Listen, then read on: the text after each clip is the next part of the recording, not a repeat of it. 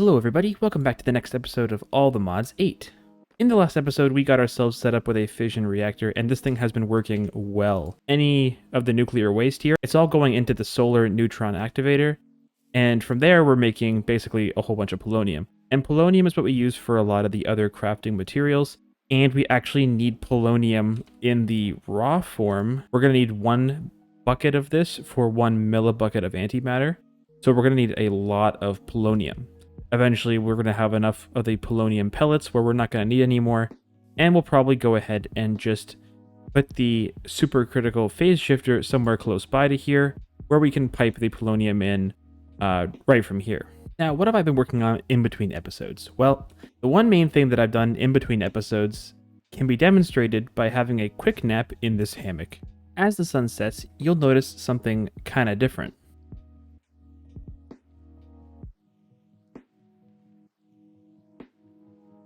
And just like that, it is morning again. So first off, up on top here, I have a daylight detector set beside a redstone link set to this frequency. And I'll show you what that is in a second. If we come downstairs here, and I just had this set up underground in like the cabling area. And I did this intentionally because the solar neutron activator only works while it's day.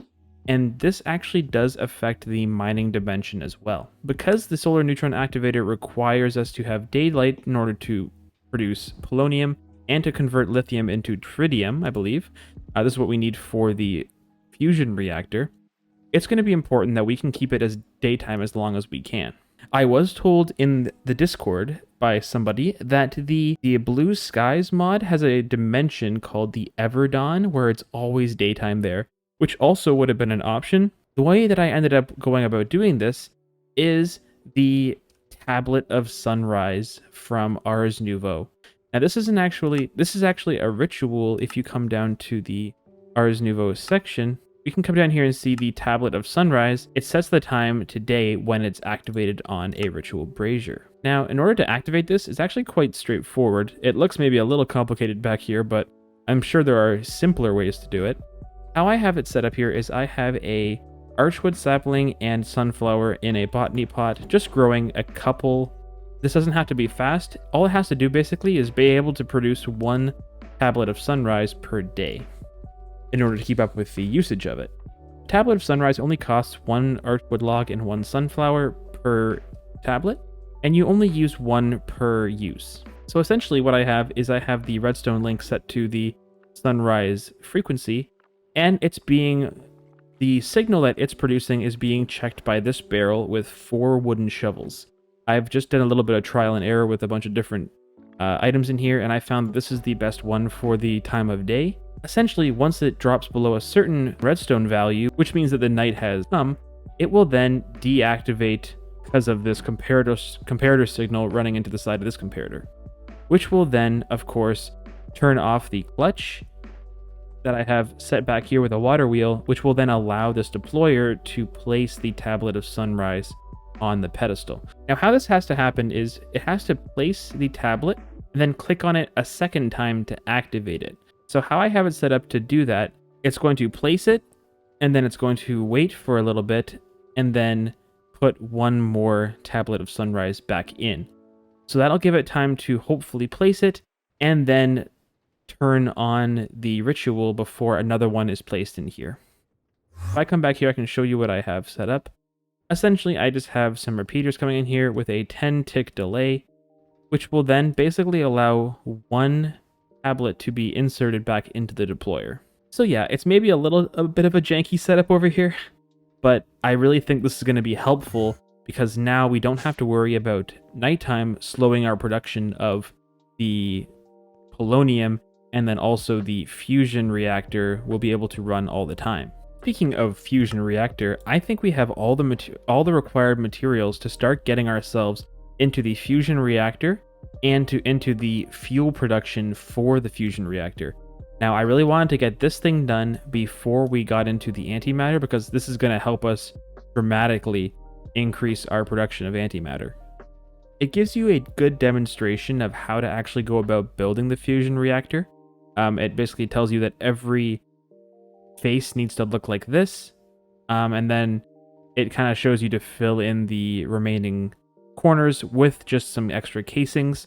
So it says that we're going to need 36 fusion reactor frames and 3 ports, as well as the 1 controller on the top, I believe. So I'm pretty sure we have everything here ready to go. If we check our polonium supply, 459. So yeah, definitely plenty right now. So let's go ahead and see if we can craft up some fusion reactor components. We're going to need at least, I believe, 3 of these ports, 2 for fuel production, and then 1 for the energy out. So we're going to go ahead and start those. There's a logic adapter that we could use. I don't think it actually tells you to put this in the actual building of it, and I think that's not going to be something we do right away. We might add this in after if we feel we have to, but we then need 36 of the frames and 1 reactor controller. So we'll make 1 of those. We'll go ahead and make 36 of the frames, just like so. We have our ports here. The frames should be being made. Here they come. And then we are also going to need 1 fusion controller. And I think that should be pretty much everything we need, apart from also these reactor glass here, which we have. Oh, and we got a basic induction cell from that reward. That's kind of cool. So now we have to get into 2 different tasks before we get to the point where we're ready to set this thing up.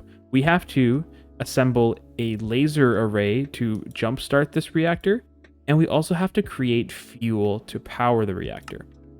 And the fuel that we're going to be using is either we're going to be putting in DT fuel directly. Now it says we can pipe in both the deuterium and the tritium in separately into 2 ports of the reactor, and it will then kind of combine it automatically.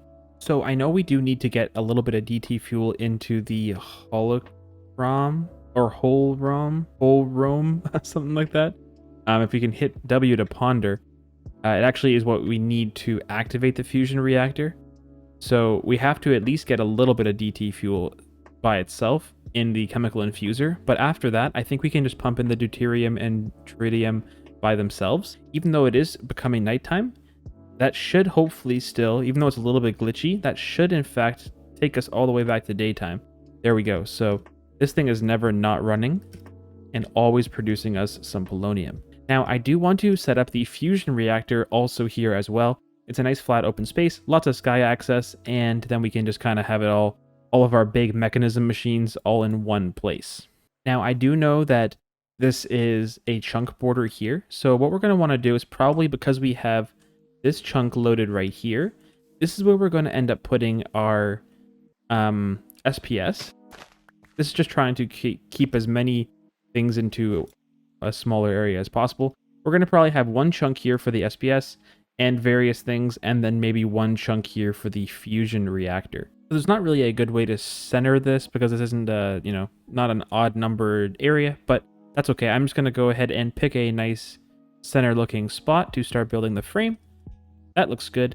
And we need to now build a kind of this plus shape here. So we're going to go ahead and make a little plus with our reactor glass, just like so. I believe that is the design. And then we want to just kind of fill in the corners here with the casings. Now we're going to have to add in these ports after the fact, but I think what we're going to do is just go ahead and build the framing on all of these first, and that'll make it easier then to kind of see what space we have to work with.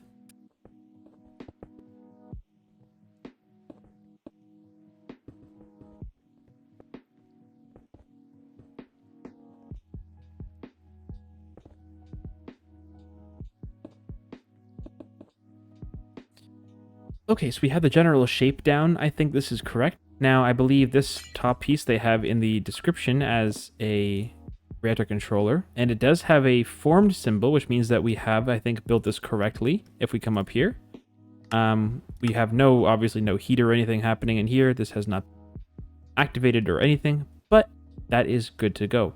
Now, we are going to need 2 inputs, 1 for each of the different fuel types.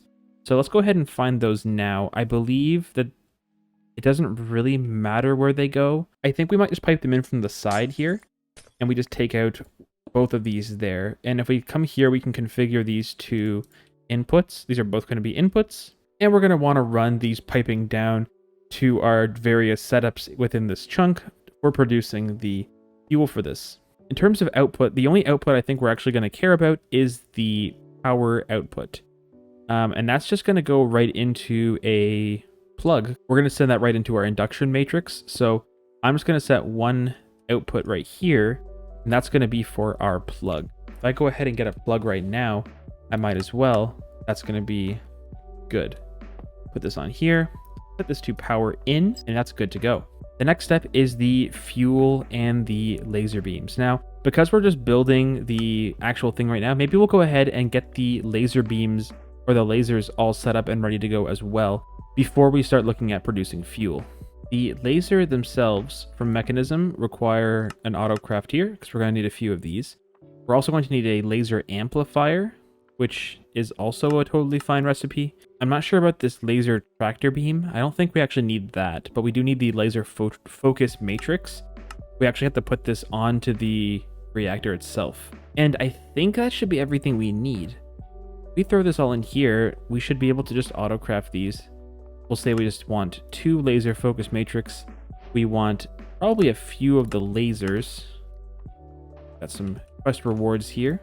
Yeah, so based on this picture, we want to send in a bunch of lasers with power sources on the lasers into a laser amplifier, which is then in line with a laser focus matrix. So we're going to want maybe a few lasers. Let's go ahead and maybe try 4 for now. And we're going to also need 1 laser amplifier per laser. So let's go ahead and make 4 of those as well. And none of this stuff stacks, which is really annoying. So we have 4 lasers and 4 laser amplifiers. So let's go ahead and take these back and see if we can set these up. So say we want the laser focus matrix to be right here. If I go ahead and put one of these in, just like that, perfect. Now I think we just need to have 1 of the laser amplifiers per like row of lasers. Yeah, so a bunch of lasers shoot into 1 amplifier. So actually I made way too many amplifiers.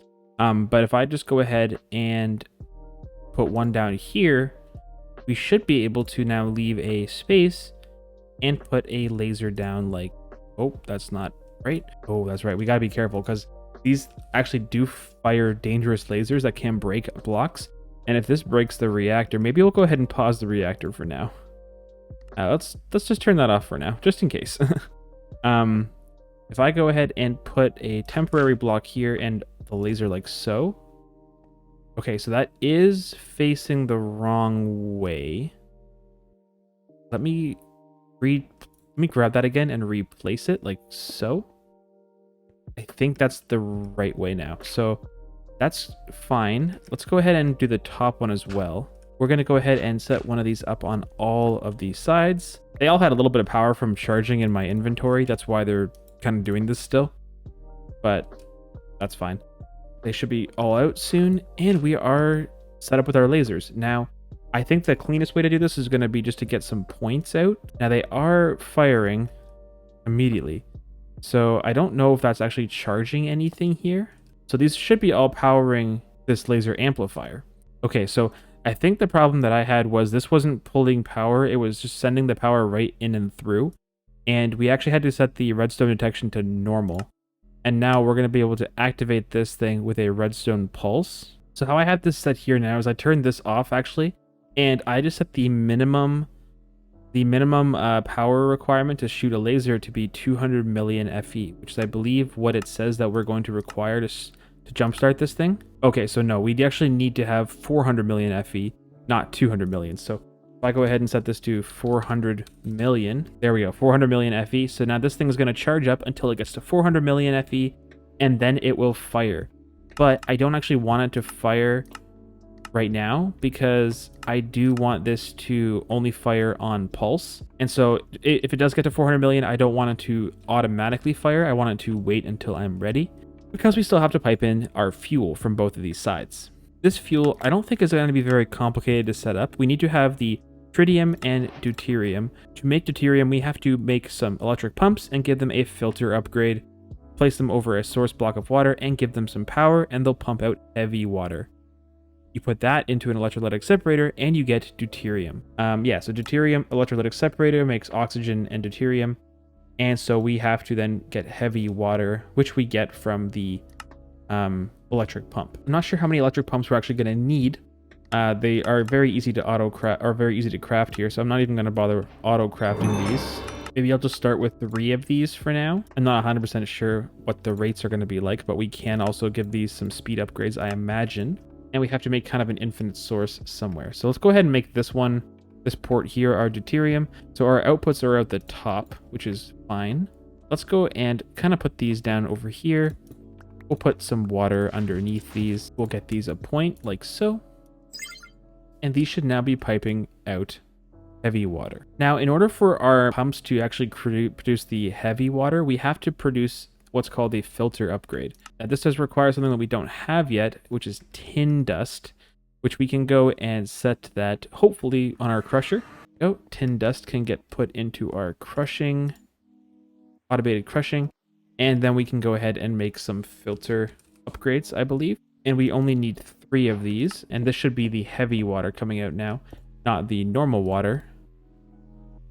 And there we go, we have heavy water coming in quite slowly. So I'm going to go ahead and...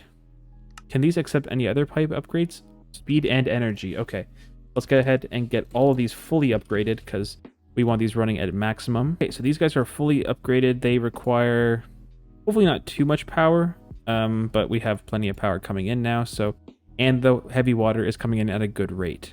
Now we also have to give our electrolytic separator obviously some power, and we should be getting deuterium. We are, and that is good. And we do also want these to be running at max speed. I hope it's going to be fast enough. I think based on the burn rate, that's going to be totally fine. We can also buffer it, but I don't think buffering it's going to be really that useful for us because it's not going to be like we need to create massive stores of it for any other reasons. So we'll just keep it like that for now. Let's go ahead and see if we can now tape this in using some pressurized cables. We're going to need more of those, get a stack of them. Our gas, we're going to auto eject the blue side to the right. Run this like so and up into our reactor. And this should hopefully be starting to fill up with deuterium. Nice. I guess that these pipes alone are a good enough buffer, so that's totally fine. Next up is tritium. Now, tritium is what we're going to now use our entangloporters for because we have one that already has lithium coming in. I hope it's going to be fast enough. I don't know if it will, but all we have to do is send this into a solar neutron activator like this. And now if we set this to lithium, we want the gas to be to the right. That should have lithium and that should have tritium. Perfect. Okay, so that actually requires no power, but we do want to eject the gas to the right. So now we just need to then send our pressurized tubing. And now we should have both tritium and deuterium fully completed in here. And we do see that we have the lithium is filling this buffer with tritium, so that should be fine. So that's basically the entire setup for the fusion reactor. Now we have, I think, pretty much everything we need except for one small thing, and that is we need a holcrum with ET fuel already in it. To make a holcrum, we need to put gold dust into a infuser. There we go. And we have one holcrum. Now we have to fill this with DT fuel. Now to get DT fuel, again, we have to create a chemical infuser, I believe is what it is. Right, the chemical infuser. So we just need to get a little bit of that. So if I put this thing right here, there we go. Okay, so that has made DT fuel. And will that fill this thing up? It will. Perfect. And I think that's pretty much all we need, assuming this thing stays running. We want this to activate on pulse. So we're going to get an observer. Once I activate the note block, it should then fire that into the reactor and start the entire process. And we are almost there. We are at almost 400 million FE. And then we should be ready to start this whole thing up. So here goes nothing. Okay, so it fired. Is this thing on? Okay, the fusion reactor does appear to be on. Maybe it's because did this thing try and take too much of this in? Is that what happened? It looks like it's cooling down again. So something may have gone wrong. I may have done something incorrectly. I might have to try this again. And it did use the whole ROM up, So we're going to have to try this again. I think what we're going to do is we're going to want to actually increase this to the minimum amount to significantly higher. I don't think it actually got hot enough to sustain the reaction for some reason. So I'm going to go ahead and let this thing go maybe to 800 million FE per tick, or 800 million FE. And that will then hopefully be enough to get this thing started. But in the meantime, I'm going to go get another whole roam and we'll try that again. You can actually use time in a bottle to speed up the laser speed, because we are limited by the speed at which the lasers can pump into the amplifier. But if you go up to like 128, you can actually just crank this thing really high quite fast. We're almost at 800 million. This should be enough to get this thing started. I do have the whole ROM in here with the DT fuel. It is set to a injection rate of, let's go for 10 right now. That should be enough because it says the minimum is 2. But if we just do that, that should get to 2 billion, no problem. We are ready to go. I think all we have to do is try it one more time. Boom. And that definitely worked. So let's go ahead and add the plug on the back here, because this is going to actually give us some power in. We are running nice and hot here. Perfect. Okay, so our heat is good. Our fuel injection is good. Currently are producing 1 million FE per tick, which I think is about what we are looking at, which is absolutely absurd. That is a lot of power. So we're going to bypass the limit here because we have a lot of power coming in, and this heat should just keep going up. Now we can, I believe, increase this fuel production. I want to make sure that we can stabilize though. For some reason, the night didn't seem to skip this time, so I'm going to have to keep an eye on the tritium production. We should be starting to produce again now, and we are keeping up. I don't really need these lasers anymore, so I'm going to go ahead and get all of these taken off of power. I'll leave the lasers set up here, but I just don't want to power these anymore. I believe we have definitely enough fuel coming in to make even like something like 30. Definitely possible. It's mostly the lithium we have to double check here. How is our lithium doing in terms of draining? So we are draining our lithium supply at 30 millibuckets per tick. So I'm going to have to either make some more lithium, or we're going to have to run this thing a little bit slower. I do want to try and get this thing running as fast as possible for antimatter. So currently at 3.5 million FE per tick, which is good. Ideally getting up to like something like 200 million FE per tick, or even just like 100 million would be great. But we're going to have to make sure that we have the resources to sustain that. The problem is it's kind of tough to know whether or not we're actually keeping up or not, because this is adding quite a bit to this buffer. Now, I do want to add in another induction matrix. I do think there is a reward for this. Let's just go ahead and make a 1x1 task screen. I think we can just pipe this in with a point then, which we have. The task is 50 million FE. And can we just pipe that in like so? That is going quite slow. If I put points on all sides of this, is this gonna... But that does actually make it go faster. So maybe we just need to put some more points on it. It's going up at a decent speed. Okay, so once this is completed, then we'll actually get a free induction cell, which will be really great. We can add that to our induction matrix, and we should have a ton of power able to be stored in there then. I actually made the bigger task screen, the 5x5, and it actually lets you input on any side it has available. So you can actually go ahead and just run a whole bunch of cables around it, and then one point is sufficient, and that's actually going to be going up significantly faster. So that'll be done very, very shortly. So while that's charging over there and getting itself running for the quest, I do want to switch over this polonium to not necessarily making the pellets anymore, but just storing the polonium liquid, because we are going to need to input that into our SPS here to make the antimatter. So I actually noticed it says that the polonium will not decay inside a radioactive waste barrel. I'm not sure if that means that it actually can be inputted as some sort of storage and then piped out, but I'm kind of interested to know. So I'm actually gonna run, let's just hold on, and I can't really break this pipe, and I can't, this is not taking anything, so I should be able to break this, right? Right, okay. If I use a waste barrel like this, will this start to at least accept polonium? It will. And can I pipe out of the radioactive waste barrel? If I go ahead and do this, we can. Nice. Okay, so we can actually use the radioactive waste barrel as a bit of a buffer, and then we can just use some of the tubing to then pipe into, for example, our SPS. Now, the cable itself acts as a bit of a buffer, so I'm not, like, this might not have been necessary, but it is kind of cool that we can use it as a bit of a buffer, and it won't decay. And our power is ready, and get ourselves a beautiful ultimate induction cell as a reward. And some extra solar panels there. Cool. So I think the time has finally come to go ahead and start to begin making the SPS machine. I do think we have everything we need. We have all the resources here that we're going to need. Let's go ahead and see if we can auto-craft all of these things right here. So we're going to need 60 of these, but let's start with the casings, or the SPS ports. We're going to need at least 3 of these, I believe, which means we need, yeah, so we're going to need 3 SPS ports, which is 48 polonium. We're going to need 122 reactor glass, which shouldn't be a problem. We already have that right there. And finally, this is the big one. Do we have enough polonium to make 60 SPS casings? I'm thinking we probably don't. We do. We have enough of everything to start on this. Perfect. And that is going to be coming in, and we can actually build our SPS machine. Now, to get the antimatter, we're going to need a chemical crystallizer. I do think we already have one for some reason. Let's go ahead and grab...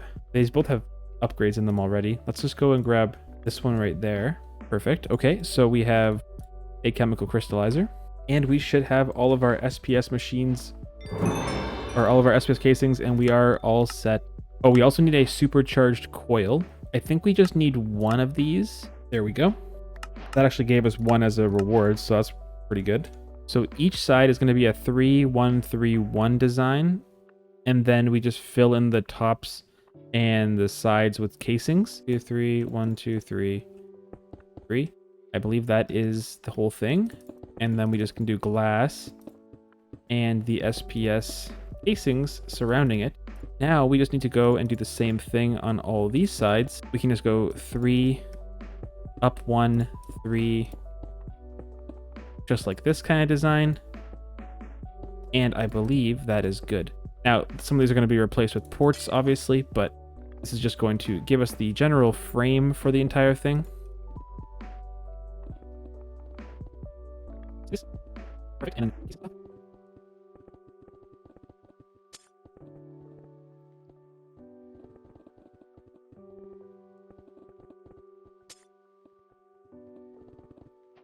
then we have built the SPS machine. The last step is to come in here, and we have to put some... We have some radioactive bees. Interesting. We have to put some ports in here. I believe one of these has to be a power input port. We're going to actually run the polonium in here. So let's go ahead and get one of these SPS ports.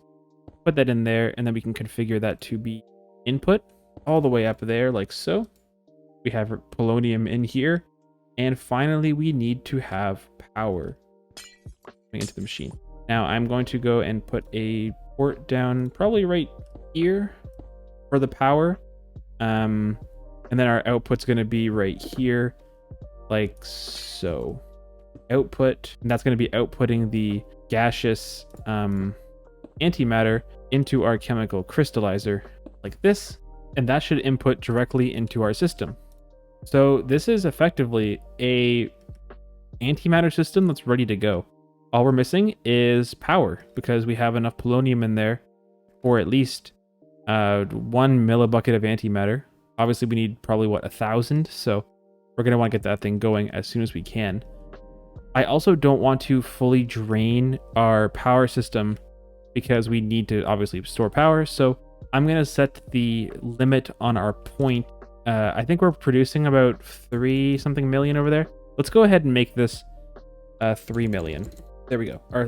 Our limit is 3 million. This is charging up to... I think there's a buffer that it can fill. Yeah, 400 million FV, maybe 3.5 million. Good to go. And all that's left to do, I believe, is put in the supercharged coil.